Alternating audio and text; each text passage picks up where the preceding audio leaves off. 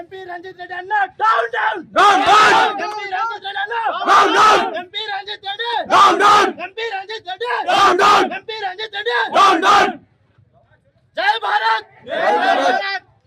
నేను చెప్తే ఈ రోజు ఒక సామాన్య మానవునికి గొంతు నొక్కడానికి ప్రయత్నం చేసిన మన యొక్క కార్యకర్తలు, మన యొక్క ఉన్న నాయకులే ఈ యొక్క నిదర్శనము.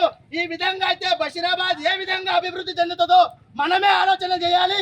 మనం ఎవరికి ఓటేయాలో మనం నిర్ణయించుకొని ఓటేయాలి. ఇటువంటి నాయకులకు ఓటేసి గెలిపిస్తే మనకు ప్రతిరోజు అవమానమే అని నేను ఈ సభాముఖంగా చెప్తా ఉన్నాను. ఎంపీ రంజిత్ రెడ్డి అన్న down down down down MP Ranjith Reddy అన్న down down MP Ranjith Reddy down down MP Ranjith Reddy down down MP Ranjith Reddy down down జై భారత్ జై భారత్. నేను చెప్తే ఈ రోజు ఒక సామాన్య మానవునికి గొంతు నొక్కడానికి ప్రయత్నం చేసిన మన యొక్క కార్యకర్తలు, మన యొక్క ఉన్న నాయకులే ఈ యొక్క నిదర్శనము. ఈ విధంగా అయితే బషీరాబాద్ ఏ విధంగా అభివృద్ధి చెందుతుందో మనమే ఆలోచన చేయాలి. మనం ఎవరికి ఓటేయాలో మనం నిర్ణయించుకొని ఓటేయాలి.